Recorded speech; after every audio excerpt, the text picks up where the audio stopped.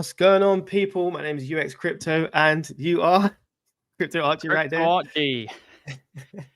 So this is our little collaboration. We're on both channels. So if you guys want to go to my channel and obviously give this video a like, and also Archie's, he's streaming as well. So yeah, get those likes going, people. And yeah, so this is us. If you don't know who we are, I'm sure you guys know who Crypto Archie is, but I'm UX Crypto, and yeah, been in crypto since 2016, and recently started a YouTube channel about a year ago. And yeah, just been having fun with it. How are you doing, Archie, today? Yeah, very good, man. Very good. I'm looking forward to the collab. It's very rare that I collab with YouTubers, even though I get, 10 maybe questions a month of people asking to collab. So, the only people I do it with are authentic YouTubers, people who are honest, people who have good picks as well, not just XRP every single day. So, yeah, I'm happy to collab with you, and I'm looking forward to having a good discussion. Thank you, bro. Thank you. Yeah. If you guys don't know, we used to be part of something called the Gem Hunters. So I think that was your creation, right? And yeah, we basically studied loads of fun things with altcoins. This is when a lot of people were around in crypto, but we was calling all the good little gems then. This is when, for example, I got into GFAL early, you got into Miria early, and we was just like, being quite hard on these coins at that point. So yeah, it's good to collab again. Definitely. Yeah, absolutely, man. I think we were like the first people really to talk about Miria and GFAL. Yeah. Especially you were super, super bullish on GFAL and Miria. And I had some skepticism about the tokenomics. And I remember us having a robust discussion. And since then, I think you were right. I've become extremely bullish on both of those. I was buying Miria at 001 very heavily. I'm a bit late to GFAL. I think I'm only up about 2x. I imagine you're up loads because you got in super early. But yeah, man, it's been great. And I think gaming is going to be the #1 narrative this bull run. We're going to talk about that later, so I don't want to give too much away. But gaming is going to be big. I'm telling everyone now. Definitely. I totally agree with you, man. Yeah. Like I'll definitely show a couple of other things to do with gaming today. I'd love to get your opinion as well, which I'll bring up a bit later. But do you know what? Let's start off with the journey, because we're on both streams. We're going to talk about both of our journeys. So do you want to go first and tell us about how you started in crypto, and then, now, like, where's it gone? Yeah, absolutely, man. So I've been in crypto for quite a while. Some people are surprised by that because of my age, but actually, I've been in crypto since a very young teenager. I think from the age of 13, 14. Wow. So I was at school, I was playing games, and people I would play with would talk about Bitcoin, Ethereum. I would check them out. I had no money, obviously, as a regular young kid does. And I would, get an account and put small amounts in. And then anyway, it kind of progressed, and into last bull run, it was a big success for me. And I especially traded scammy, low cap, meme coins, Baby Doge, Floki, Cat Girl, all those stupid tokens that pumped. And I was flipping them. And I found that, this is a way of making, a lot of money when you're young. You don't necessarily need to be that educated to make money in crypto. As long as you have, a good mentality and you're able to manage emotions and you don't just panic like most people do, it's all a mental game. And I've always known that I've been very stoic. I've read stoic work from very young ages, Marcus Aurelius and people like that. And I think, crypto is all just about mental fortitude. And I think if I was in gains, I wouldn't, panic. If I was in losses, I wouldn't panic, and it's all about just being able to manage the two main components of emotions in crypto, which is fear and greed. If you can manage both of those and balance them to a good degree, you'll make money. You don't have to be a genius in this space. Anyway, after the end of the bull run, I cashed out, obviously, and I saw, there's a lot of YouTubers doing paid promotions and pushing, scammy cryptos, not very good cryptos, just to make money, just to fill their own pockets. And I decided to basically make my own channel like them. But instead of doing paid promotions, I would be authentic and actually push things that I personally held and I was personally bullish on. Because a lot of these YouTubers who push promotions, they don't even hold the cryptos, right? They're not even bullish on them. They're just promoting them. So that's basically what I did. And, I called the AI trend. That's when the channel really blew up. you could say blew up. I mean, it's not that big, you know, 40,000 subscribers, but that's when the Yeah, channel really good. gained momentum. I called Singularity Net, Viot. They did, you know, 10 to 50 to 60x. Some of the AI coins that I called.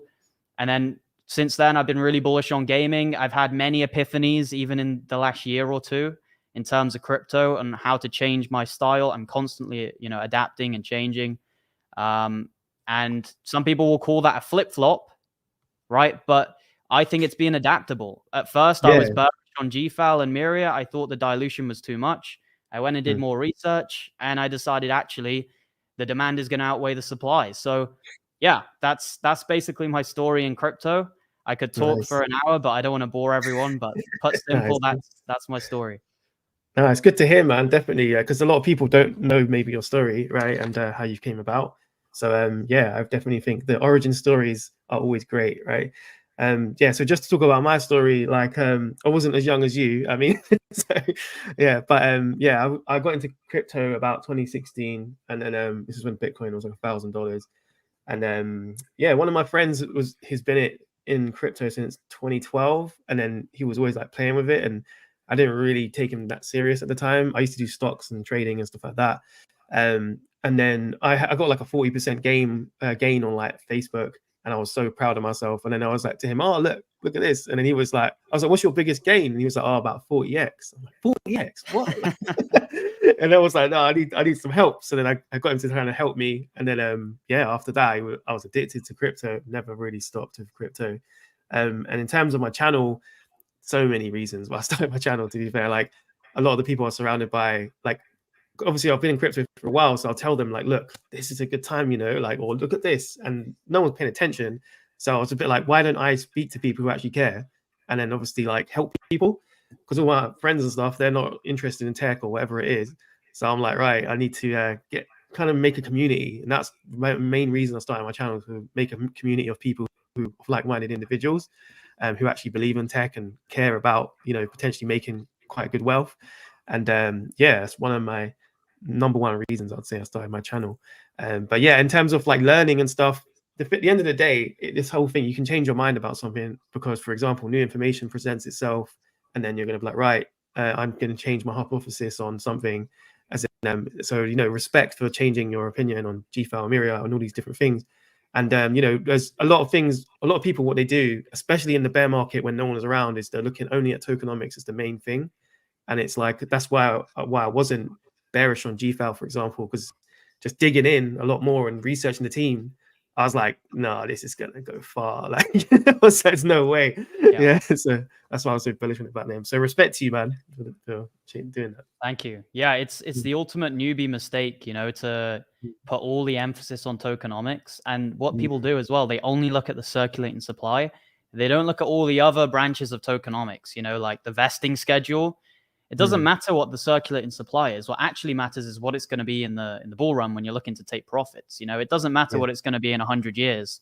No one's in crypto for 100 years. So there's much more than just circulating supply. You know, you've got token allocation. And I know you look into all of these things as well. So yeah, most new people to crypto think tokenomics is everything, and they think circulating supply is everything. How many gaming cryptos are pumped with terrible circulating supplies? Gala last bull run, GFAL, Miria, Lit Labs, meme all of them, coins are right? like, you know, the prime example there. Like, I think this is what we said last time was about memes, and it was like meme coins tokenomics are not great, and then they went crazy. Like Shiba Inu is like crap tokenomics, and then that's pumped. What was it, million and something percent, right? Yeah, ridiculous. Like, yeah, so it's all about, you know, other elements as well, like narrative and obviously money flow, like so many things that you need to think about, not one thing, but people get stuck on one thing. So yeah, it's good to have a broad-minded mindset. But yeah, we're gonna do something quite cool, right? So we're gonna do our top 3 narratives, what we're bullish on. So yeah, and if you guys have seen my lives before, this is gonna be Crypto Archie's and mine now as well. So 1 second, let's share the screen.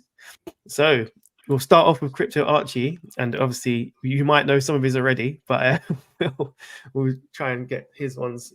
So what's your top 3 narratives? Interesting. So number 1 is gaming. Yeah, obviously. The easiest one for me, without a doubt.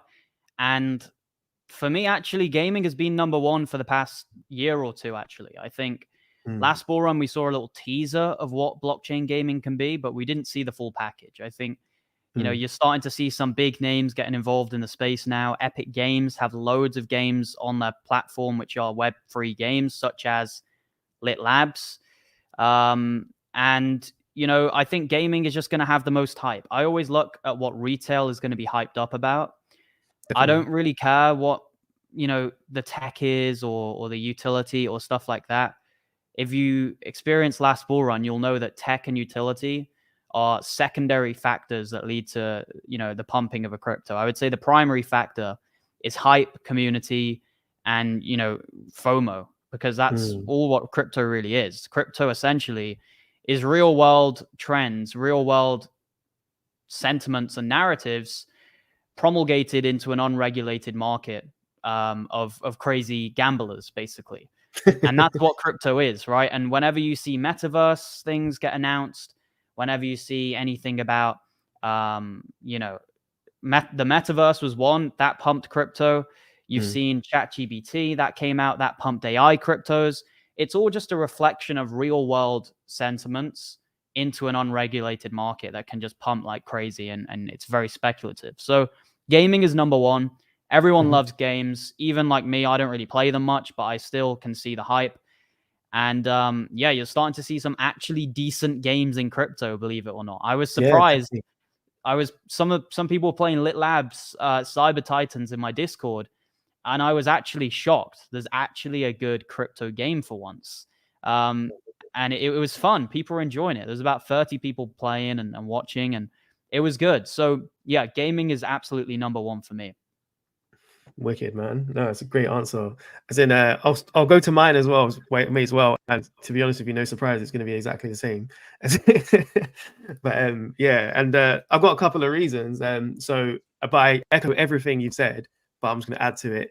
So, for example, I actually had a gaming company about 10 years ago. So I used to develop games, Unity games. I used to build, and yeah, I've always been into it. And if you guys don't know, I'm a UX designer / researcher as the day to day, and I always use gamification to be honest with you to really help my designs, and yeah, having a gaming background kind of got me into that.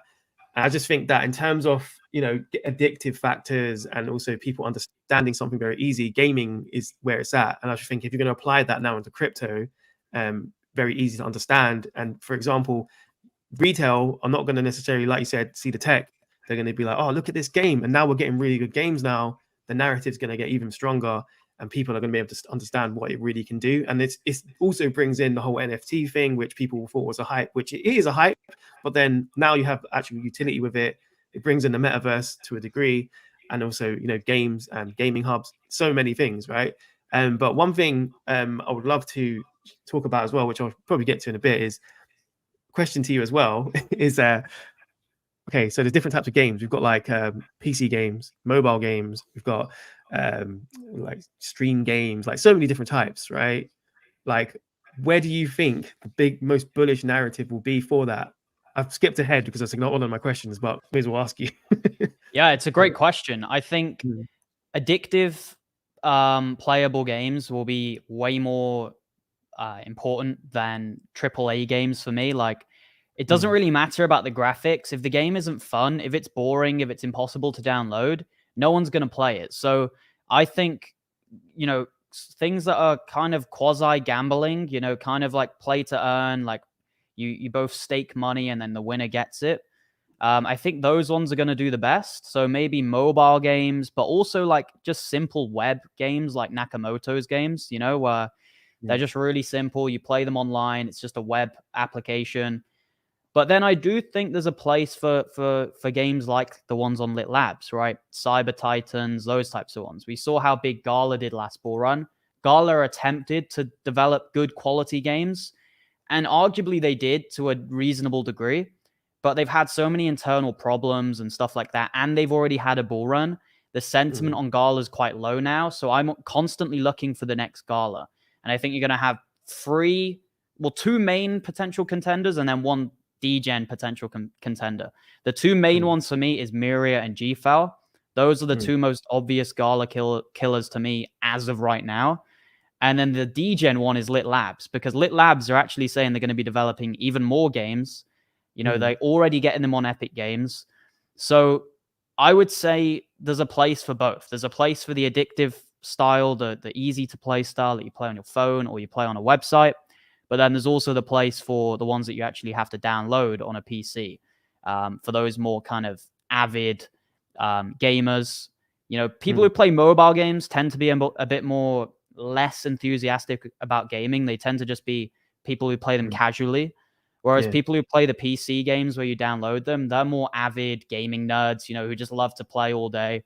So, yeah, I think both have a place. But for me, I think mobile and web games are probably going to be the number one thing that's going to pump really quickly. And the ones that will be played the most, I think. Yeah, no, I totally agree. Like, so I put this chart up just so to show you, like, the market, for example, in 2023. Obviously, it's going to be growing in 2025, for example. But like, I'm with you, man. Like, I think there's a place for all of them. But one thing I think a lot of people are overlooking is mobile games and casual games. So you hear a lot of people like talk about, oh, the graphics aren't that great in, you know, mobile games or casual games. But like you said, a lot of the users don't care so much about graphics. They're more about, you know, addictive factors or just having fun or casual, right? And I think that's a massive catalyst for people actually playing, like, you know, the general public, rather than just crypto people, because the user case is there, right? And other things as well is, you know, in-app purchases and also like buying NFTs, for example, or buying in-game currency. You'll see that a lot more inside of a mobile game rather than like, say, a PlayStation game, right? Because PlayStation game, you buy it $70, £70, whatever, right? But then realistically, are you going to upgrade after you've already paid, right? And you might think, oh, I want everything because I paid for it. But with mobile games, it's free, and then you upgrade, and it's, you know, in-app purchases are a major industry, right? So it's kind of like this is the introduction to crypto inside of that. So that's kind of my sleeping little bet right there, like mobile. I think a lot of people are sleeping on it, and yeah, I've seen that, especially in the run where obviously we've had gaming go crazy. Lots of people are sleeping on mobile, which I think is very interesting. But yeah, what do you think? Absolutely, man. I'm super bullish on PlayZap. I'm bullish on Nakamoto Games. I think we're still waiting for maybe like a super big one that just takes the crypto world by storm. I see a lot of the mobile ones are quite lackluster. PlayZap is the only real good one right now. I know Nakamoto are going to be releasing games on mobile as well. But yeah, I absolutely agree. Crypto, play to earn, mobile games are gonna be huge. The stats don't lie. You've just shown them there, and you know, people play them. People play them on the train. People play them on the bus. People play them in their bed.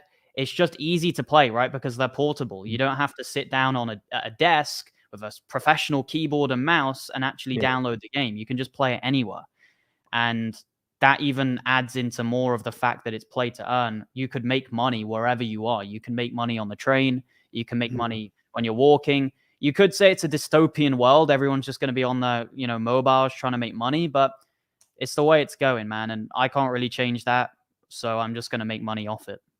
Yeah, totally, man. I agree. And I think we had a little bit of a sign in the last bull run where, like, in Asian markets, and then you could see, like, in Asia, they were all playing, doing play to earn, basically, making an income from it. And that was just like a teaser. You know, what do you think? For example, now we're getting bigger companies coming in, like from Web 2, like GFAL, for being an example, EA Games, you've got Candy Crush founders all in one project. Like, that's really big, right? So one thing as well, that's why I'm so bullish on GFAL, is cross compatibility. So they're going to cater for mobile, desktop, PlayStation, all these different things. Like, that's a really bullish thing, in my opinion. So it covers all bases, right? Which is really cool. Yeah, absolutely. Yeah, but let's get into your second pick and see what you're thinking. Yeah, so my next two are going to be quite boring. My second pick is just layer ones, but I could elaborate on that, right? Because layer ones is a very broad term. I would say decentralized layer ones that aim to solve the trilemma. I know it's quite a large thing, and you know what I'm talking about when I say that. Right. But basically, layer ones that are decentralized. I think there's going to be a big push towards that this bull run, because last bull run we saw a lot of centralized layer ones, a lot of proof of stake layer ones, which were, you know, VC backed and just quite centralized. And I think since the whole FTX situation, people are pushing for decentralization in the crypto space. And a lot of these cryptos, even the Solanas, which I don't think is a terrible crypto, Solana, FTX had a lot of control over it. It was very centralized. And it's the same with a lot of these other cryptocurrencies that are proof of stake as well, you know. And even if you just look at the top 10, the top 20, there's a lot of centralized cryptos which are contrary to Satoshi Nakamoto's vision of how crypto should be. And I think anything that tries to be scalable, but also secure, but most importantly, decentralized, which is a rarity nowadays in crypto, those ones are going to be pretty big. And I'm talking mostly about Casper right now, but there could be another one that comes out that also does that. But yeah, decentralized layer ones, I think, is going to be crucial. Also, ones that just try and solve the trilemma in general, right? Because last bull run was mainly about scaling. And I think cryptos did succeed in terms of scaling. Solana, for example, scaled pretty well, but it's centralized, right? So we really need that complete article. We really need that project that does solve the trilemma. And I think this is what this bull run is going to be about when it comes to layer ones, is trilemma solvers. So yeah, layer ones is number 2. Very boring, but it's just, you know, what I think. Yeah, no, definitely. That's good, man. Do you know what? You keep taking the words out of my mouth, man, because mine's also that, but I've got a name for it, and it's ETH killers, right? Or you could say Bitcoin killers, because obviously you're talking about like that. But ETH killers is kind of where I'm at, right? So I'll do mine as that. But I would say reason is as well. I'm really happy what you mentioned about Solana, because I am the same view as you, right? Like I know other people are really bullish on it, but you know, you can be bullish on it going up, fair enough. But I really care about security. I actually care about like decentralization, right? I'm quite passionate about it, and yeah, that's why I haven't touched it. And when I see projects what are on it, I'm like, that's cool, and you know, the game looks good, but you know, the reality of it is security, as well as you know, not being, I suppose, you know, not so bullish on the whole crypto space, right? And another thing is as well, which I question myself all the time with, I'm like, okay, so if something's built on Solana, like, and it's centralized, what is the purpose? Because then, for example, I could go and build it on Unity, or you know, Web2 layer, not decentralized at all, or I can go on the iOS App Store or Android App Store, build an app on there. There's no point in me using Solana, right? Other than trying to get exposure to the crypto market, right? But then, as we've seen, like you've been through a cycle already, like, you know, when chips fall, centralized players are not going to be around. Like they're highly likely to be dropped, or you know, they get rugged and all this other stuff. So you know that's where not following the hype kind of pays off, and just going with actual tech and understanding the tech. So yeah, I'm with you with that, man. Like yeah, let's do ETH killers. Yeah, absolutely, man. Because Ethereum has kind of failed as a crypto, you know, because it can't scale. And they said that it would by now. They said, oh, but when we do the merge, it's going to be scalable. The fees are going to go to basically zero. I don't really see that much of a difference. And I don't think there will be much of a difference in the bull run. I think they're just going to keep going up and up and up. Maybe people benefit from this financially.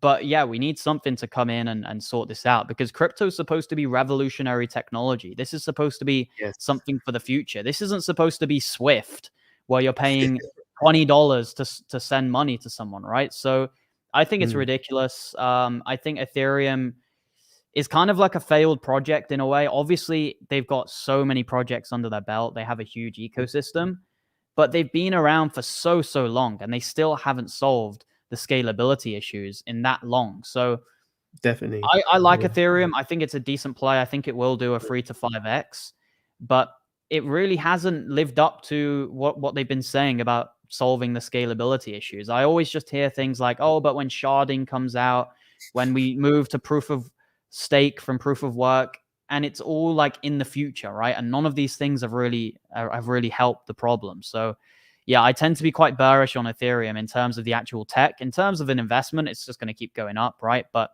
the tech of Ethereum is outdated, and it is going to be overtaken some point in time. It may be 2 years, it may be 5 years, but at some point, there's got to be another layer one that comes in and takes its position. And right now, the most obvious one to me is Casper. They haven't put the smart contracts out yet, so we really don't know. It's still up in the air, a lot of it. But I look around and Casper seems to be the best one for me. Yeah, no, that's really interesting actually. Like, so I've put Casper in ETH killers, but I also put it in Bitcoin killer because I feel like it's more of a Bitcoin killer, right? Because it hasn't got like a dApps and stuff like that on top of it. But in terms of that, right? Like, obviously, I'm quite bullish on Cardano, right? And it's just, I feel like it's sleeping right now, and that's what happened in the last cycle as well. Everyone's sleeping, and then they're realizing, and where they're going to be realizing, right, is exactly what you said. So bull run happens, right? And everyone's like, well, I want to buy this altcoin, and it's majority going to be on ETH, right? They're going to see the fees, and they're like, oh my God. And then you're going to go elsewhere, right? And that's another reason why Solana might be quite bullish, as much as I don't like the centralization of it. It is a bullish narrative. ETH killer narrative is massive. And last run, that was massive. And if they don't fix things, it's still going to be there, right? And that narrative is just going to play out. And and then the thing is, the other reason I was bullish on ADA is because of that, because they actually did manage to fix all the issues. It's more about just it getting adopted now, and then the whole proof of stake thing, like Ethereum going to proof of stake. It was like, well, they just copied ADA. It's like, why did you copy them? Like, and then now, as soon as they did that, it was like, well, now ADA's ahead, technology-wise, way ahead, right? And if you've just kind of like only just figured out to do one part of it, and you still haven't figured out like the transaction fees, it's like, yeah, it's kind of funny to me. Yeah, it's an interesting discussion. I mean, I think Cardano's okay. I'm not like super bullish on Cardano, but I'm not super bullish on Solana either. I think both of them, have their flaws. Some people say Cardano's slow, but then the other side say, oh, but it's because they're doing it the right way. And I don't know if that's a coping mechanism or if that's the truth. I'm really not, the most well up on Cardano or Solana, even though I know about them, obviously. I'm not like part of their communities or an avid researcher, so I can't really comment too much on the technological flaws of them. But what I know is, they still haven't got major ecosystems, right? And they've been around for a few years. So they need to keep building. They need to grow their ecosystems. They're still far from Ethereum, very far from Ethereum. Yeah, I agree. There's a long way ahead for them. Yeah, I agree, actually. Yeah, they do. They need adoption. Like, if anything, as much as I'm not a Solana fan, they have more actual, like, usable apps on there, so that's the more bullish side of it. But I just think it's a matter of time. Like, people forgetting that, obviously, we're getting a little bit of hype in crypto now, but the reality is the bull run's going to be around 2025, right? We've got a while. So it's going to be a lot of development, and it's more about who's going to come out at this point. And I think I've heard you say before, it's about getting in before things happen, right? So rather than it happening. So that's the way I look at it. But yeah, absolutely. You got to buy in the speculative phase when things are uncertain. No one made money when they buy the finished article. No one made money on Matic last bull run who bought it at the top, right? People who made the most money on Matic bought it when it had barely any ecosystem. It was just a layer 2, and no one really knew what it was. It didn't really have any projects built on it, but people made crazy gains. It's the same with Ethereum, and it's the same with all the other cryptos. And that's why, for me, you're taking a speculative punt on Casper, but if they do roll out smart contracts and it does succeed to the level which people say it will, then there's no reason why it can't dethrone Ethereum in maybe 3 to 7 years' time. It's going to take time, but at the end of the day, crypto, yes, it has communities. Yes, people are married to their bags. But if something is categorically better in terms of the technology, eventually it will give, because the institutions will favor the other one over the other one, right? So that's how I see it. Definitely. But Bitcoin's pumping right now, man. Really? I think we're at almost at 44K, I think. Really? So, oh wow. Yeah, we're seeing some big moves on Bitcoin. People in the chat are getting quite excited. So oh yeah, it's looking good, man. 44K. Okay. Yeah. So let me see something actually real quick, because I've got some stuff here. So this is one of my resistance lines. So we're getting close. 44. That should be quite interesting. But this is a Fibonacci. So you can see that here. It kind of feels like a bull run, man. Like, I know we're not in one, but when you look at that chart, we're in the bull run territory of last cycle. So it's not that far from all-time high now. Like 69K, that's the all-time high. We're at 43K, 44K. Like, that's not that far. So hit the Yeah, likes on the streams, guys, if you're watching, because we're definitely. witnessing the pre-bull run here. This is like the bit that happens just before things really start to get wild. So hit the likes. Thanks, man. Yeah, definitely. Yeah, on I don't know if I'll explain this a little bit if anyone wants to know. It's basically a Fibonacci, right? And it goes back. This is all the cycle. This is something I drew a while ago, and yeah, basically you'll see that we get resistance on the yellow line and different parts of the cycle. So just before the halving, right? So this was in 2016, and you get resistance over this around this point. So the orange line, so it's a 0.382, and then same here. Look again, right? So this is in 2019. So if we look at now, oh god, then that's technically where we're at, right? Right. So you might get a drawdown. There's a lot of different ways you can look at this. Obviously, with the ETF and all that stuff, we might even go further. But I think that's one thing to note. So yeah, I would say expect a drop. Maybe let's not get too happy. Hey, man, I think we're ahead of schedule for Bitcoin. Like, I didn't predict that we'd be at almost $45,000 on Bitcoin right now. I thought we would be in the low 30s. If you would have asked me at the very bottom of the bear market when Bitcoin was at 15K, I wouldn't have thought we would be this high up. Like, how many X's is that? Like, Bitcoin's bottom was 15K. We're now like around 44K. Like, that's a few X's, that's like two to 3 whatever X. So man, it's gone up a lot, and I do think we will see a correction at some point. But the question is, are we going to go up to 50K before we see the correction? Who knows? Ultimately, the halving is coming up soon. Things can't just keep going up forever. But I do think we're ahead of schedule. Like, I wasn't expecting this much of a pump, and I was bullish all year round. I've been bullish since November, but I wasn't this bullish, man. I wasn't this bullish. So this is great. I'm looking forward to seeing what happens in the next few weeks.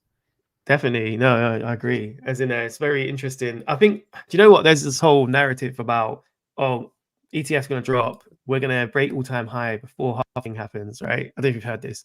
As in, but to be honest with you, and if that happens, my plan's still not going to change, man. Like, I'm still looking to hold for around about 2025. Like, I kind of know when I'm going to get out.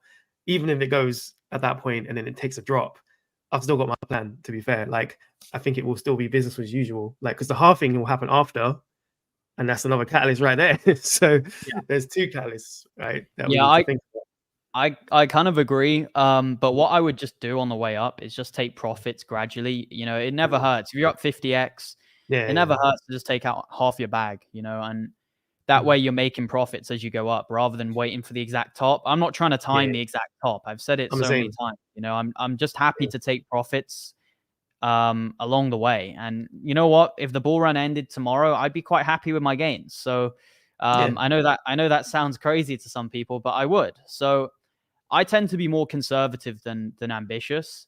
And I would be happy if Bitcoin goes to 90K and it's all said and done, at that level. So yeah, I'm not. You start hearing people talk about a super cycle and all of this. This is coming back again already, and you heard that last time around, and it didn't happen. So I can assure you, it's not going to happen this time around. So, guys, I agree. Super cycle. You know that it's probably overbought locally. 100%, man. Yeah, like on that, that's well said, man. Totally well said. Because I remember this, and it used to frustrate me because it's like, and it didn't happen, and there was a lot of people. I don't want to name names, but there's a lot of people who had come up with new theories, right? Not anyone you probably know, bigger YouTubers, right? Bigger YouTubers, and and they just if you listen to them, you would have been done. You know what I mean? You'd have waited, and you'd never have sold. So it's just kind of like, don't listen to this new random shit. Like, basically, it's an algorithm for a reason. It's based on numbers, so use that. Right? Exactly. Yeah, but let's go back to the third pick, and see what your third pick is. Okay, so my third pick is quite broad in a way, but it's layer 2 / BRC20. So I know this is like stupid to say that it's the same thing, but I want to kind of describe what I'm talking about. So I'm talking about scaling solutions, but not just for Ethereum. I'm talking about scaling solutions also for Bitcoin. So I am bullish on scaling solutions for Ethereum, and that was huge last bull run, and I think it will still be huge this bull run.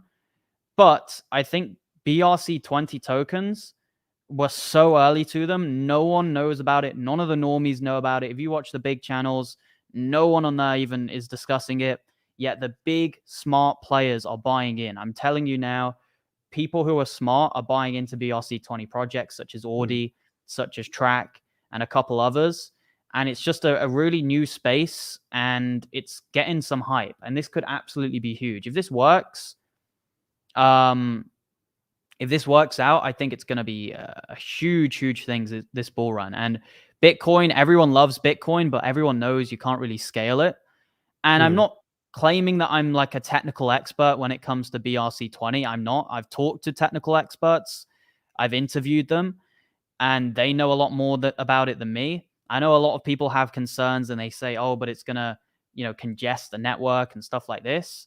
And that's probably a fair concern, but you've already seen the hype of Audi. If you get the chart up for Audi, it's probably the most bullish looking chart right now alongside Casper. It's just continue to pump. I think it's done like a 20x in the last few weeks alone. And basically what I thought was, I saw the hype. I have a guy in my circle who's a very intelligent guy, and he's, a very wealthy guy in crypto. And he told me, man, BRC20 is going to be huge. The big money is going to be buying. So I looked at Audi and I thought Audi is the big one. What's the second biggest one? Or what's the second biggest thing in BRC20? And there's a project called Track, TRAC. And this is kind of like a chain link for BRC20. It's probably the one sector in crypto I understand the least about. But my gains are making, my bags are making gains, right? So I don't really care if I don't know too much about it. I'm up like 27x on my money. So I'm happy with the gains, right? But what this is, I think, is like a kind of like a chain link for BRC20. It kind of links the different projects together. And it does have a lot of utility. And I've talked to the guy behind it called Benny. He's a genius dev. Some people even think he's Satoshi. I don't think he is, but who knows? Everyone says that, in crypto. But yeah, it's pumped to this level, 116 million. And no one even knows how to buy it, because most people can't buy on Gate.io. And to buy BRC20 tokens, you need to buy them on Unisat, I believe. And no one even knows how to use that. It's like a brand new DEX. It's a brand new thing that no one's even aware of. So, man, this is like my outsider play, BRC20. Don't quote me on it. Don't make out as if, I'm telling you now this is going to be the biggest thing in the world. But I'm putting it in the list as the outsider, as the, the lottery play. Maybe just pick up one or two BRC20 projects, especially if they dip. And you never know. This could be the next big wave in crypto that takes the market by storm. Yeah, no, really cool, really good pick, man. I've got one thing where I agree with you, but there's another thing that maybe not everyone knows about, right? As in, so it's something called runes. I don't know if you heard of this. As in, so it's BRC20 replacement. So it's let me show you, man. So BRC20 replacement, and basically the guy who created BRC20, right? He's got a replacement. It's called runes. So you can see that here. So he's actually surpassing his own tech, right? It's not out yet. So my point is I'm definitely bullish on your narrative, but I'm more bullish on this. Like, so when this drops, that's big. Like, do you know what I mean? Because then he's actually going to replace it himself. Yeah, and, you've also got like layer 2s on Bitcoin, right? Like there's one called Mint Layer as well. But I think just like, my narrative it's quite a broad narrative, but just scaling solutions, right? Yeah, and you can put in brackets next to it, Bitcoin and Ethereum, because both of them, it can be BRC20, it can be Bitcoin layer 2s, it can be anything, but basically just scaling solutions in general. We know how much people like Bitcoin. We know how much people don't really like Ethereum. I mean, I don't really see that many big Ethereum bulls, but I see a lot of Bitcoin maxis. And they're definitely going to jump onto BRC20 if it does succeed. So, yeah, it's going to be an interesting thing to look at. That is my outsider play. I would absolutely only have like one or two projects in that sector, like less than 5% of a portfolio. But the two main ones are definitely gaming and layer 1s, and they would be, without doubt, like the vast majority of my portfolio. I wouldn't have that many scaling solutions. I just realized I put on my one. Sorry. This is you his agree one. with me, right? You must agree. Yeah, I'm not going to agree with you on this one, but it is good. As in, I think it's a very good narrative. But I've got another one which is probably quite obvious. It's AI. As in, Right. yeah, and I just think that because obviously it's new tech, right? And we did have a little bit of an introduction to that, which you obviously timed before. And AI is just getting started, right? Obviously, we've seen. All right, with crypto, we had NFTs, and then NFTs went crazy, and then they were like, "Oh, it's a hype," right? And then it died off. With AI, we've got ChatGPT, and then obviously we had like image generation things, and everyone's just making their own image stuff or whatever. But I think we've only just seen the beginning of AI and what it can actually do. And in terms of narrative with blockchain, I think it's so big. Like, for example, there's a couple projects, and if all right, AI needs computers and loads of different computers and information to survive, right? And to be able to get the most out of that. Blockchain's your answer, right? How do you get to a whole bunch of different access to computers, right? And information? It's blockchain, right?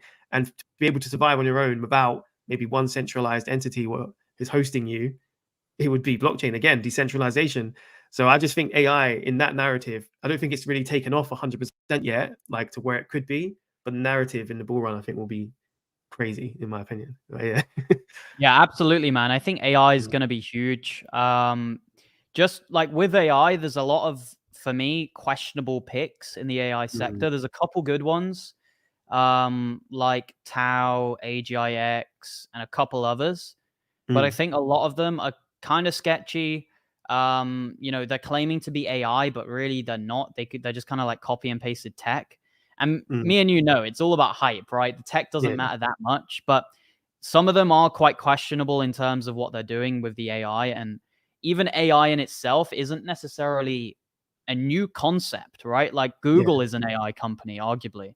ChatGPT is just like a search engine like Google, but better, like in a way. It's more of like tailored to your own solutions, and it just navigates the net and then just provides you an answer. So yeah, I think AI is going to be big, but some of them are questionable in terms of like the use cases of the token.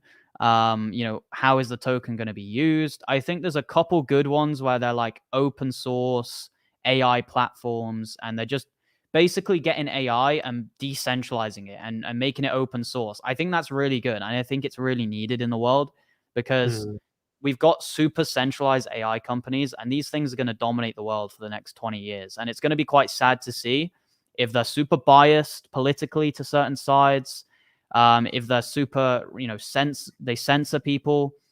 And I want to see an ethical and a, free world going forward. And I think the only way to do that with AI is to put it on the blockchain, to decentralize it, and to make it open source. And I think that is what Singularity Net are doing. So yeah, I agree. There's a few good AI players. It would probably be my fourth sector.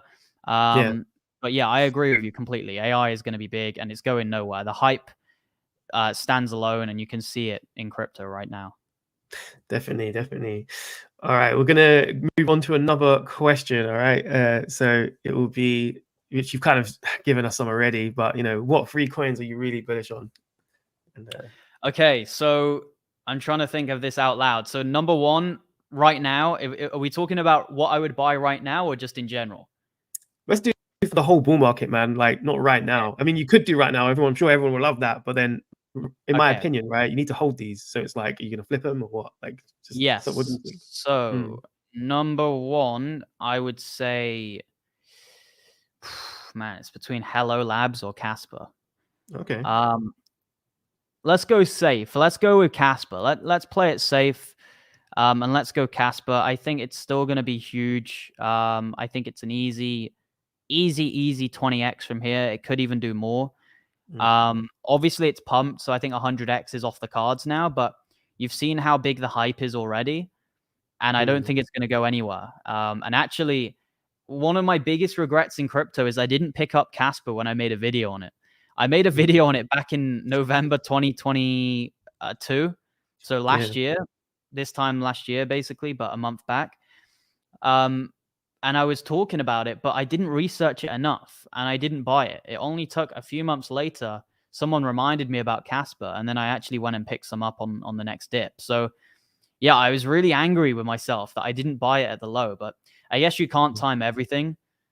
But I think it's the trilemma solver, right? And even if it isn't even if objectively it isn't doing that right now, perception is reality and people believe it. I talk about what you want is you want like a cult like layer one. You want a layer one where it's very cultish. You have maxis, you have people who die hard fans for it. Obviously, I'll never marry my bags, but I know some people do. And I want to see that in a layer one. And Casper's had a lot of maxis already. You've got Bitcoin whales interested in it. You've seen Da Vinci talk about it. Who knows if Michael Saylor might even look at it in the bull run? You never know, right? So for me, it's gonna ride along just as like the whole Bitcoin killer narrative. Even if it's not gonna do it, it's gonna pump, right? So Casper's number one for me. Definitely. I also agree with that. Like, so when I got into Casper, I'm up on it quite a bit on it as well. It went up and then it took a massive dip, and I was like, execute, and I got in on a dip. And then luckily I used like trading Fibonacci's to kind of figure it out.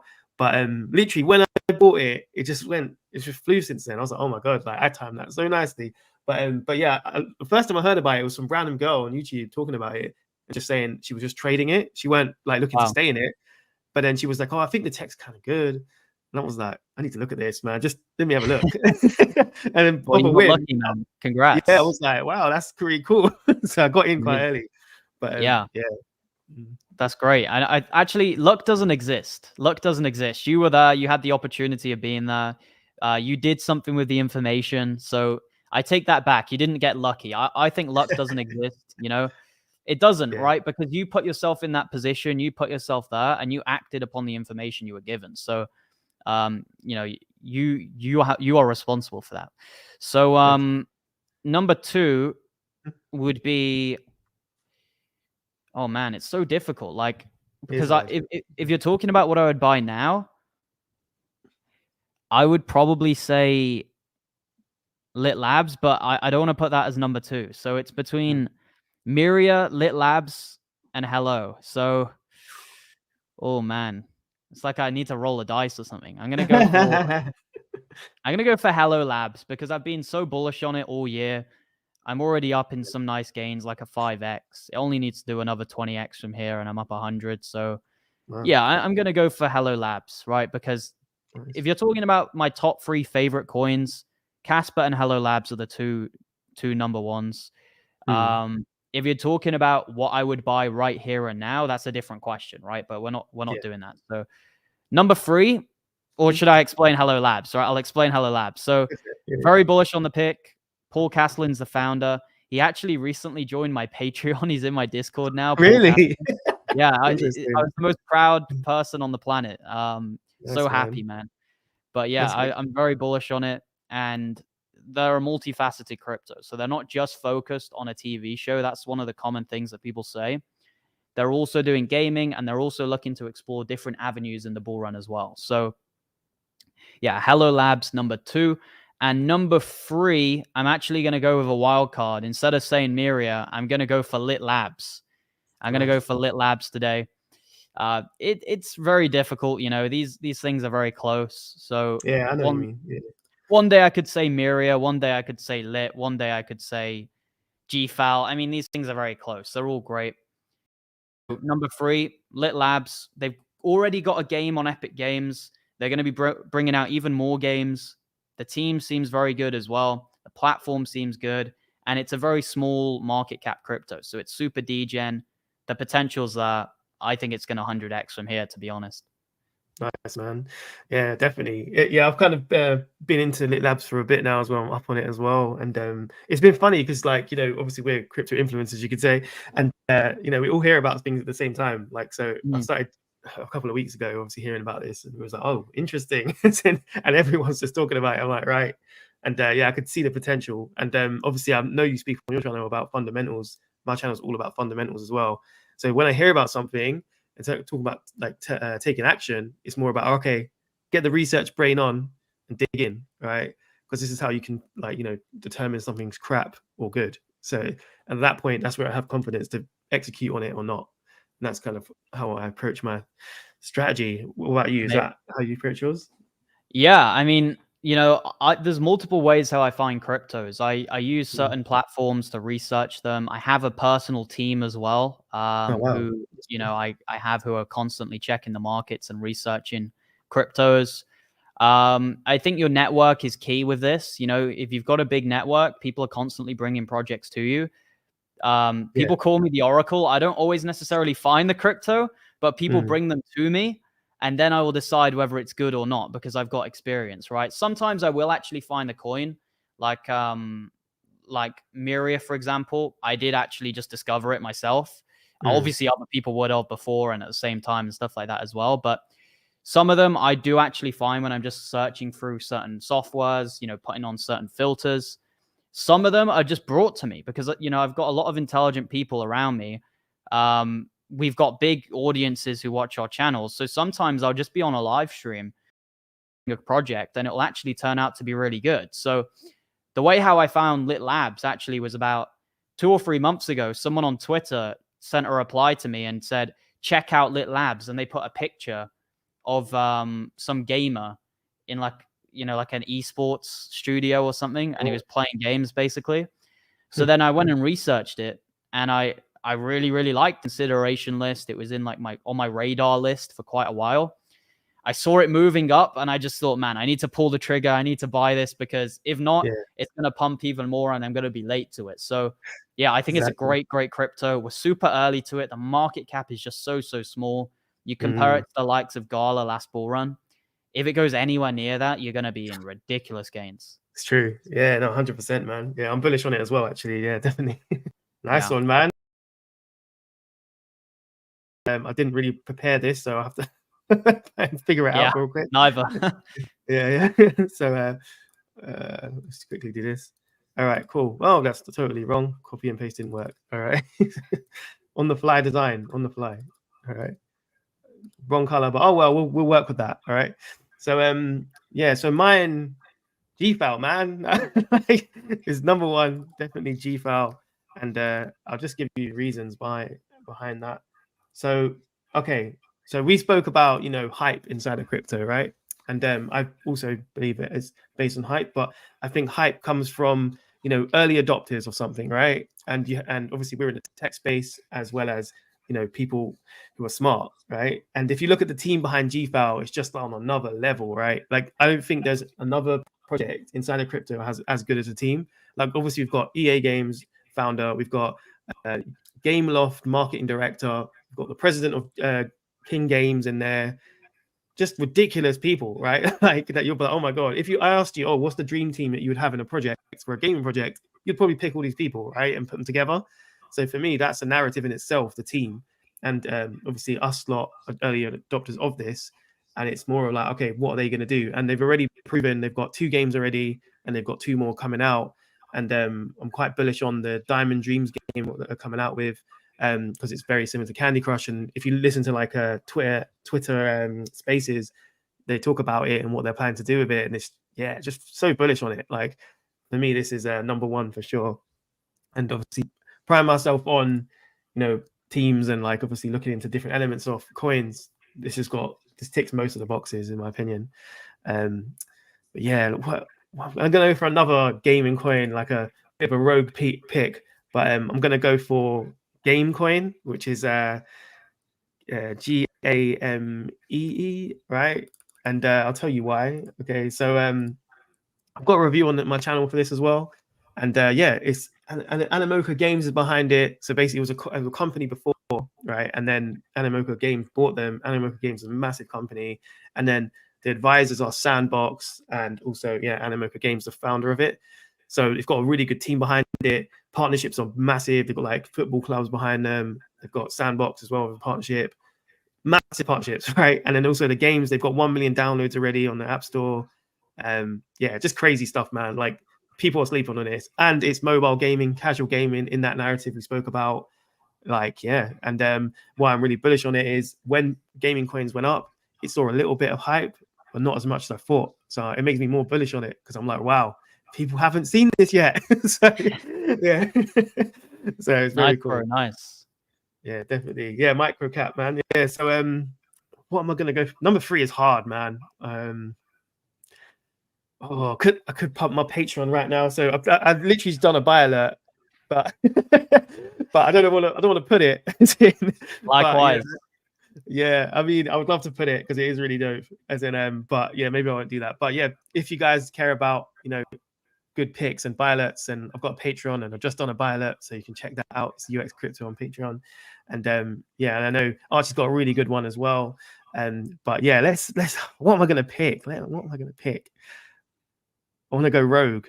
Do you know what? Talking about gaming, we'll go PZP, man. And I know you love PZP. Nice. Nice. Yeah. I Yeah, think that would be in my PZP. top 5 without a doubt. It's a great pick. Definitely. Like, yeah, it's obviously mobile game narrative. Is it 100,000 downloads? So early still. Got Mini Clip founder, not founder. He used to work for them. Great team behind it. And yeah, I think the games look really good quality. And I'm not 100% sure, but I feel like they're going to target the Indian market. And if they do, it's going to fly.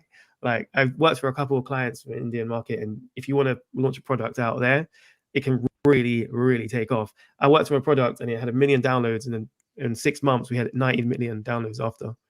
It was like quick, right? It's crazy. So, yeah, you can really push it. So it'd just be interesting to see in the bull market how that goes. But yeah, PZP definitely. Yeah, I think PlayZap's going to be huge, man. It's definitely my top 5. It's so hard to pick between these cryptos, man. GFAL and PlayZap would have one day they'll be in the top 3, one day they won't. It's like it's just however I wake up. It's whatever side of the bed I wake up on. I'll decide which ones I like on that day. But yeah, PlayZap is an absolute killer. It's still so small. Some people are saying, oh, but it's pumped 10x or whatever. But it doesn't matter how much it's pumped. What really matters is the market cap level and where it can go. If it was 1 million market cap, but it pumped 100x, it's still only 1 million market cap. It doesn't matter how much X it's done previously. What really matters is the current size and the future potential size. And I think looking at this at 13 million market cap, there's no reason why it can't easily go to 1 billion.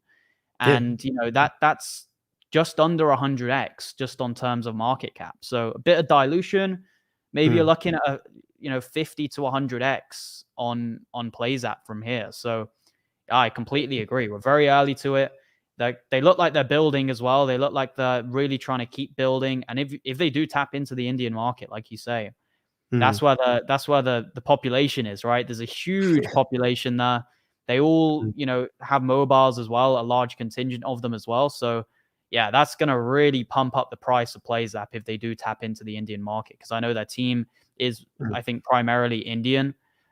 So maybe that's what they're aiming to do. And if that's the case, it's going to explode. Yeah, I hope so. Like, I was just reading that one of my Patreon members has asked me, he's like, is GFL too late to buy? Is it too late to buy? And obviously we're going to apply this to all of these, right?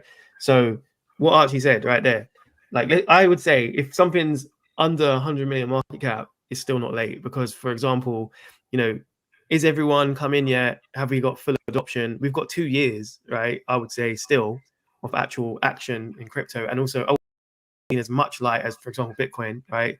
In terms of Bitcoin's dominating it at the moment. And obviously you've seen like probably 50x's, I've seen about 30x's, things like that.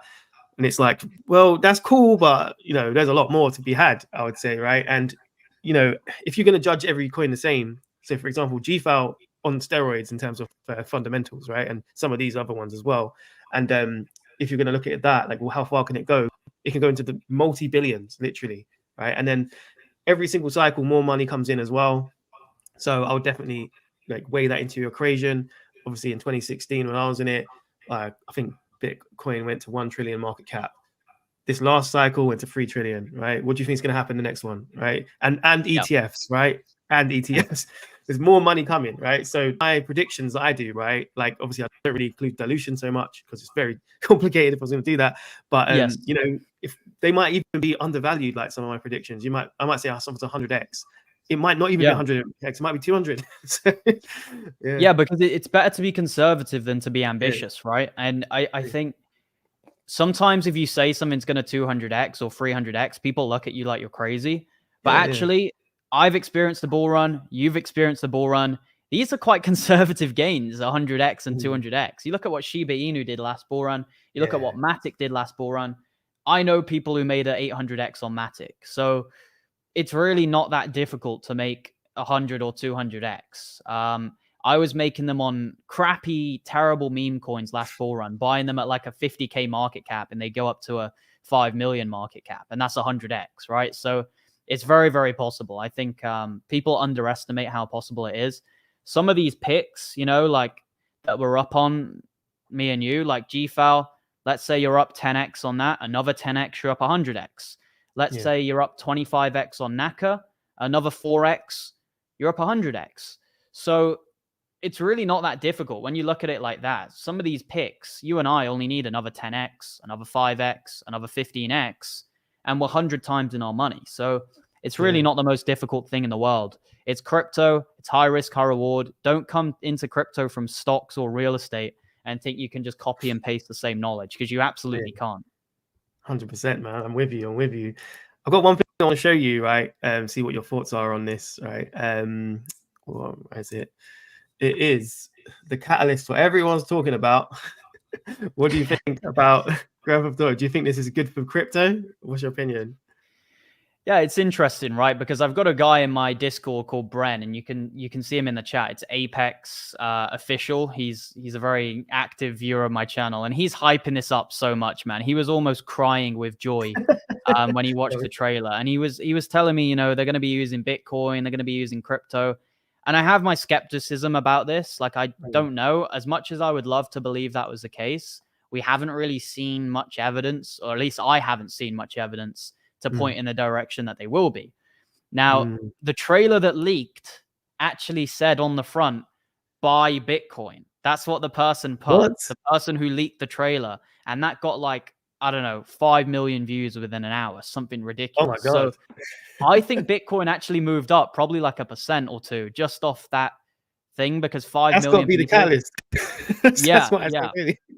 So that wasn't the team of Rockstar, but what Rockstar did, they realized that the actual version came out, like the actual trailer leaked. So then a couple hours later, they posted the real one ahead of schedule. So it was the real trailer, and the person who leaked the trailer put in the text, buy Bitcoin, right on the front, like as clear and obvious as possible. So look, people are trying to make it something that it isn't, maybe. What do you think? I'm interested in what you think, because I think it's unlikely there's any like crypto play to earn mechanism within it. But what they could do is maybe you can buy the game with Bitcoin. Maybe that's something that will happen. I don't know. What do you think about it? I'm really interested. There's a couple of ways to take this, right? So one thing I'm looking at, staring me in the face, right, is this right here. So 2025, right? So, okay, bull run is coming 2025, right? I think the top's going to be in around about these, right? So we're going to hype phase, like crazy hype phase at that point. And then we've got this coming out, and then you're going to be getting leaks, like certain, you know, gameplay footage, certain things are going to come out, and you know, crypto gaming, all these types of things. We're in the same narrative. The same thing with, like, you know, when ChatGPT came out, then in crypto it went crazy, and then, for example, oracles came out, and in crypto it went crazy, and like the similar type of narratives right there. So I think this is going to actually play a big part in crypto gaming going nuts, and then people are going to be trying to speculate, like you say, about, oh, maybe there'll be crypto inside of this, and maybe there'll be like a link to the world. There might be, I don't know, right? But speculation is key right there, right? So yeah, I think that could be a way that this might go. Another thing would be like PlayStation and Xbox and these types of things. Like anyone who's doing that, they might be like, okay, well, you know, if we're looking at PlayStation with Grand Theft Auto, could that currency go into the other games? You might have a look at other games which are potentially for PlayStation and Xbox inside of crypto.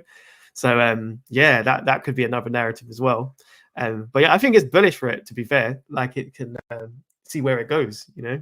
I would be very interested. I mean, speculation drives the market, right? And people have been speculating about things for ages, and it doesn't happen, and they you know, speculation, and it could drive up the price of some gaming coins. You know, maybe if there's a little bit of information that comes out, maybe a leak or something, then of course that's going to lead a big gaming bull run. But I always like to be skeptical. I never get my hopes up, and it served me well. Some people in the chat are saying, you know, it's guaranteed, mark my words, there's going to be an Ultra partnership, there's going to be a Lit Labs partnership. These things are so unlikely. Like, don't get your hopes up, guys. You're going to be disappointed. It's very unlikely that this happens. Why would Rockstar risk the multi-billion whatever dollar business and partner with some micro cap crypto? They're not going to do that. So don't get your hopes up. Obviously, we all want them to partner with our cryptos that we hold, but think with your brain and not your emotions, right? And I think it will serve you well. Definitely, man. Yeah. So I've got another, I suppose, a deeper question, as in, so what's your biggest lesson you've learned since you have been inside of crypto? Biggest lesson. Hard, isn't it? Very difficult, man. You've made me think. So there's a few. I would say the main one is to just master the emotions. But I already kind of knew this before I went into the market. But this would be the biggest lesson that I would teach people, is to make sure you master your emotions. Because crypto, you can have all the knowledge in the world, but if you can't handle money, you can't handle the pressure, you can't handle, seeing your portfolio go up loads, you're gonna collapse with the pressure. And I'm telling you now, it will happen. I know so many people who got in at good prices, but they didn't sell at good prices because the ambition got to them. Maybe it's going to go to 100K. Maybe we're going to have a super cycle, and they just didn't take profits. Their greed got to them. And like I said at the start, it's all a paradigm between two polarities. One is fear and one is greed. And you need to be able to balance these two emotions. And I think I've got to a point where I balance them really well. So I don't have that much concerns when it comes to knowing that I'll take profits. I think I will. That's not my concern. But I know a lot of people do. A lot of people constantly ask me, Archie, please make sure you tell me to take profits, because last bull run, I messed up. I didn't take profits.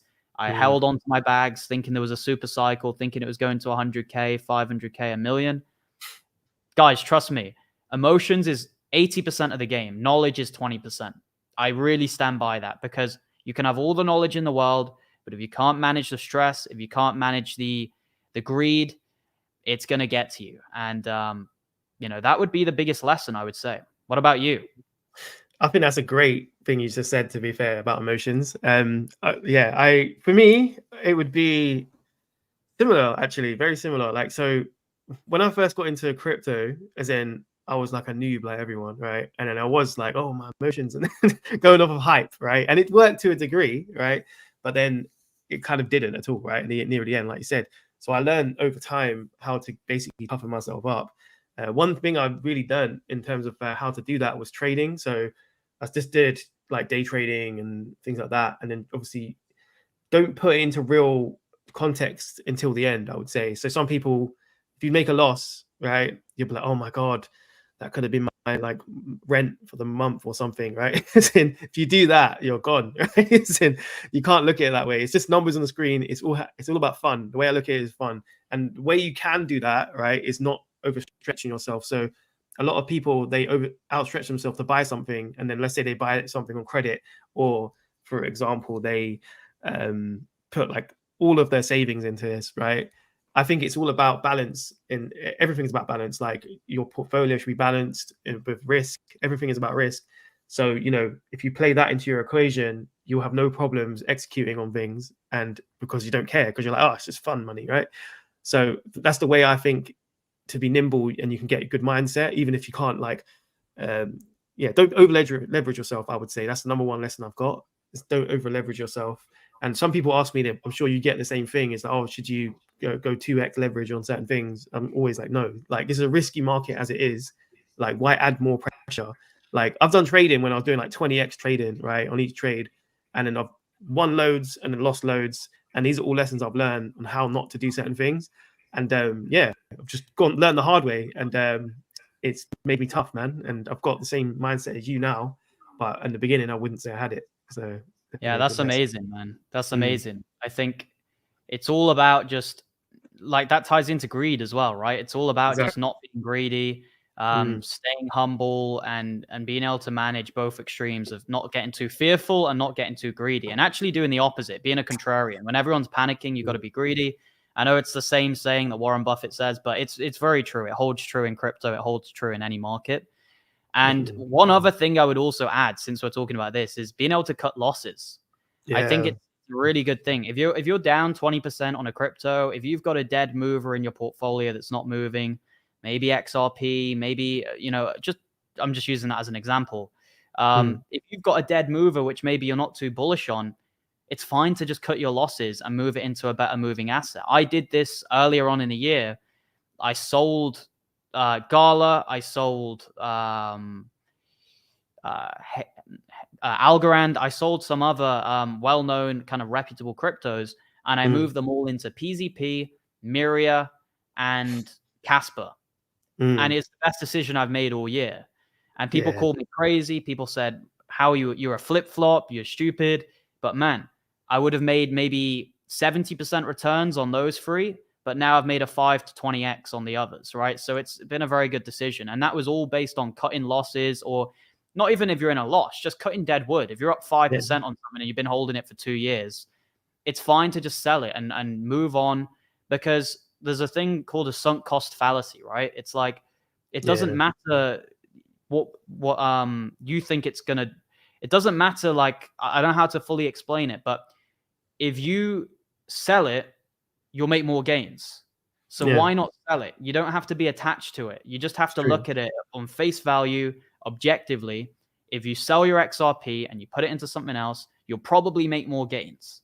So that's kind of what it is. It's like people have this sunk cost fallacy because they're tied up to something. They think they need to hold it. They think, oh, I might as well just hold it until I'm up 2 or 3x and then I'll sell it. But actually, if you just moved it into a better moving horse, you could make a 10x. So that's something which I would also say is a good lesson to learn. And it took me quite a while to learn that thing, because I was always led to believe you should just hold it through, see it through, and then move it. But really, if you bought something that was a mistake, it's no good holding that mistake through the whole bull run. You might as well just sell the mistake and put it into, something that's more lucrative. So that's definitely one. Definitely, I totally agree, man. There's a couple of things on that. Like, it's conviction, right? Like, so on your play. So, for example, in the heights of the bull market, let's say we're going, visionary or future of 2025, right? People are not going to know it's the top, but I feel like we're going to know. I know when it's going to be the top, right? And everyone's going to be against us, and they're going to say, "No, you're an idiot for selling. Why are you selling?" Right? That's the reality of what's going to happen, right? Because then people are going to say, "The super cycle, it's going to go to 1 million. Like, Bitcoin's going to 1 million. All the coins are going to go, crazy or whatever." And that is conviction, right? You have to be in conviction on your strategy and have a code, right? Like, I know you have a code. I have a code. Like, obviously, I have my cheat sheet. That's how I review all my coins. And I have a lot of conviction if something scores high, and I know that the fundamentals are there. So I know to keep inside of it or not to keep inside of it. If something scores really low, like, it's kind of saying it all. I wouldn't even buy it anyway, to be honest with you, right? As in, and I think that's it. Like, if you're going to stay in something, like, know when to stay in it. And then also, if you've bought kind of something where you don't have a lot of conviction in, you're gonna fold. Like, as soon as it goes low, you're gonna fold, right? And you're gonna be at a loss. So it's more about, okay, but personally, this is not financial advice, but buying on fundamentals is my strategy. And if you're doing that, you can stay in this for a long time. Like, and hopefully it will. We're praying that they go up, right? And that's obviously at the moment, it's been working for both of us, right? So absolutely, you need to be patient, but also impatient. Like, it's a balance of both. And I think that the moral of the story here is balance is key. People tell you to just be patient and just hold, diamond hands, hold forever, hold through the tough times, hold through the rug pull with Terra Luna, and I think people need to realize that patience is good, but you don't want to be too patient, right? And this ties into so many things. Being overly patient is also going to kill your gains. People were overly patient with Bitcoin in the bear market, waiting for 10K, waiting for 9K, waiting for 5K. They were too patient. You should have just pulled the trigger and been impatient and bought. And it's the same with holding dead wood. People kind of sometimes are steered into believing you just hold through it, just forget about it, hold it for 5 years and it'll be in profits. But really, we want to make the most gains. And I think as much as it's good to be patient, you should also be impatient at times and just pull the trigger and make the damn decision, Yeah, no, totally, man. I agree. Like, and I think I can't remember who said it. It might have been you or someone else, and it was about getting exposure, right? And I think that's very good advice, right? Because if you're interested in something, and then you just get exposure. Even if it's not a lot, it's fine, right? You've got exposure, then just feel comfortable. Like when I first got into crypto, that's what I did. I didn't put a lot of money or anything. This is back in 2016. And then I was just like, just see how I feel, take a little risk, but not a big risk, right? And then it doubled, and then I was like, okay. So then I was like, all right, more, right? And then obviously that's when I really got into it.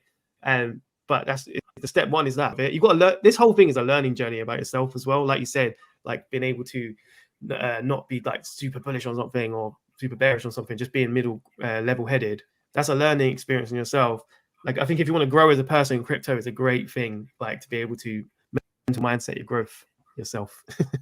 Absolutely. For sure, man. Like so the other thing is, got another question for you, is what are you planning to do in the future? Like, where's crypto Archie going? You're going to the moon? Where are you going? To Mars, man, with Elon Musk. I don't know, man. I mean, I think what I see in the short term is I'm going to continue doing crypto, but after that, I just want to, make my investments safer because I'm very much tied to crypto currently.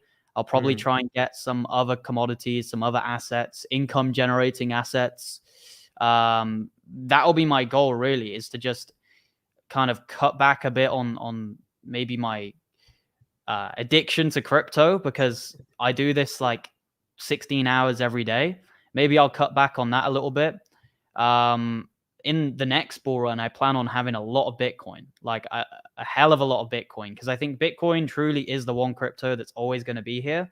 Yeah. And right now I do have Bitcoin, but it's not the majority of my portfolio. Whereas next bull run, I think Bitcoin will be the majority of my portfolio.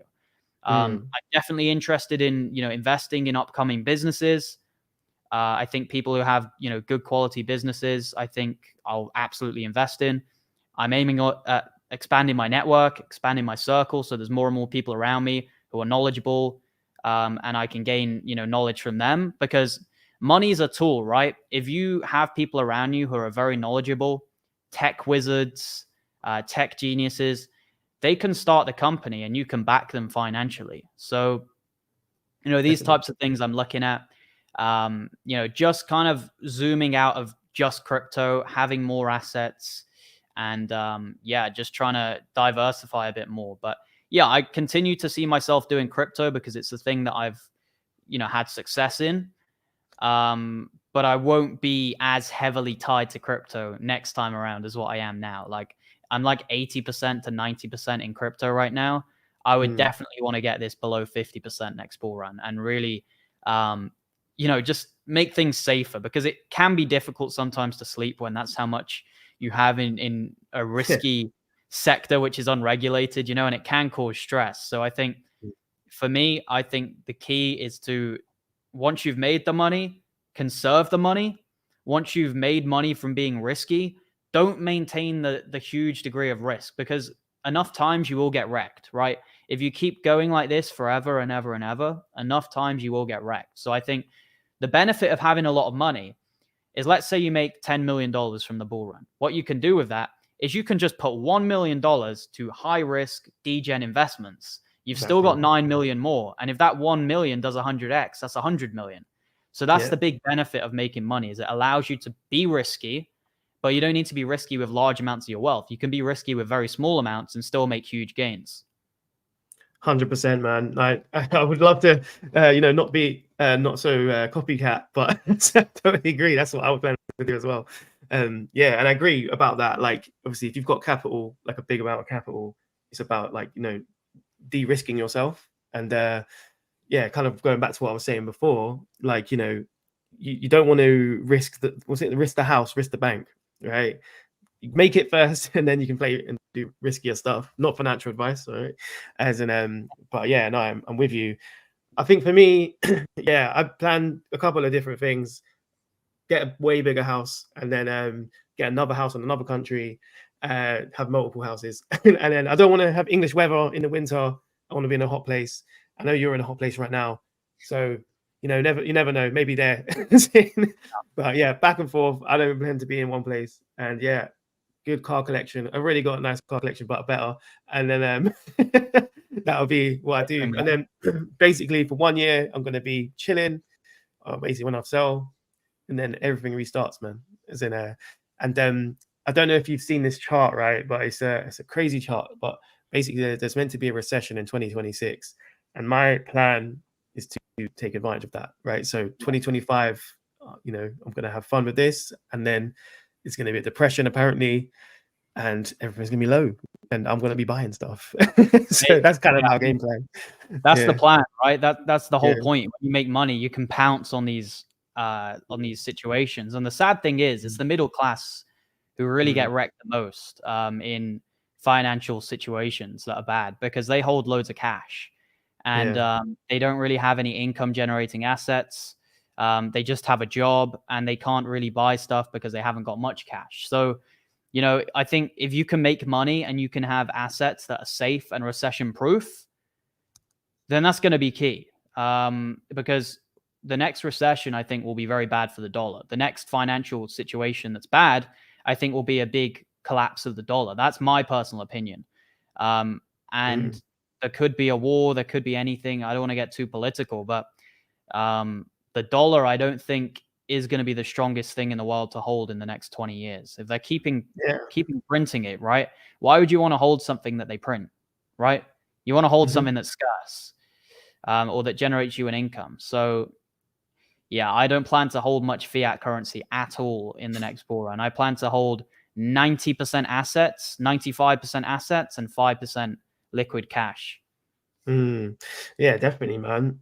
I think that's another thing where Bitcoin comes in, because obviously if you hold gold, which is a good store of value, right? But then it's like, if you're moving around, let's say there was a war, hopefully not, then how are you going to move that? And then obviously that's a problem. So Bitcoin could really play its role at that point if it's the digital gold. And yeah, I suppose that is a big thing. And if there's going to be CBDCs and all that, well, yeah, like you have to see how this is all going to come in, right? The dollar might not be worth anything, and then also, is there going to be one CBDC to run them all, or like different ones for different countries? Like, there's going to be a lot changing, right? The world is changing, so yeah, be part of it, I suppose. But it's gonna be crazy times. Definitely, man. I'm going to do a bit of plug-in right now, okay? So basically, I don't know if you guys know, but this is my Patreon, and yeah, basically what I have on here is I have a cheat sheet, and it's a business class tier, economy tier, and a first class tier. So it's very similar to Archie's, but with my one, I've got a cheat sheet which got over 90 coins already in it, scores for loads of different elements and areas. So this is basically the fundamentals that you desire. And I've got a to be reviewed list. So all the coins that I'm looking at are on here, put buy signals, and you can track my portfolio. And we've literally just done a buy alert today. And if you want to obviously find out what that is, then yeah, sign up, man. And I can chat to you in the Discord. Do you want to plug your Patreon as well? Yeah, for sure, man. So, I definitely recommend mine as well. You get access to everything that I do in crypto. I tell you instantly. Great long-term plays. You can see that there's one slot on the elite tier left. So maybe one person has cancelled. It's very rare someone cancels, but maybe one person has. There's your opportunity to get it. Yeah, and because the group's so big now, there's 1,500 people roughly in the group. I recommend that you get the mentor tier if you can afford it, because that way you can get fast track to all of my opinions. You can DM me. I'll give you an instant reply. I'll give you a much more detailed reply, because time is money, right? I'm very busy. I'm working 16 hours a day trying to help people make money as well.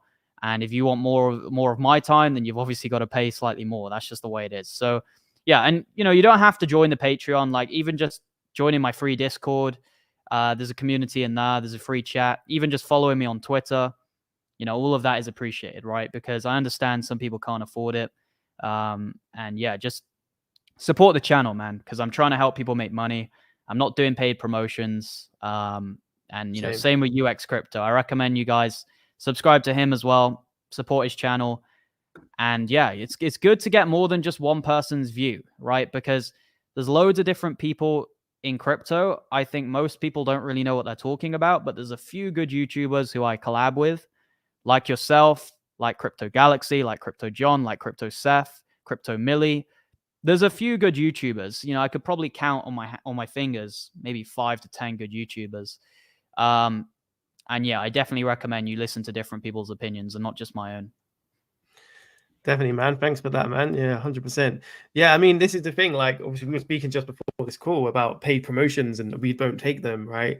And obviously, there's a lot of other channels what do. And yeah, like basically, a lot of these bigger YouTubers, like they're getting paid to talk about this stuff. So, they're not at a point where they're looking and reviewing stuff and even thinking, oh, is this good? They're just in it for themselves, right? So, for me, like that goes against everything I stand for. If you look at my cheat sheet, like it's all done from mathematics, basically scoring, and it's actually looking at fundamentals. So I have to be basically unbiased, right? I can't actually take money for it, right? Unless it was really good, but that's another thing where I have to review that.